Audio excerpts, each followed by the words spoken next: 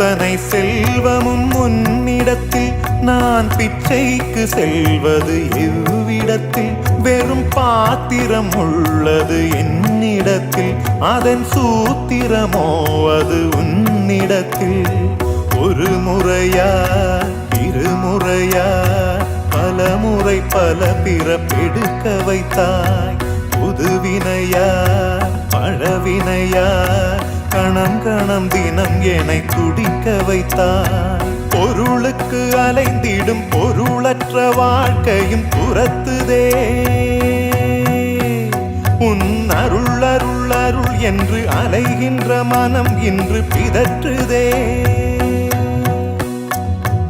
அருள் விழியால் நோக்குவாய், மலர்பதத்தால் தாங்குவாய்.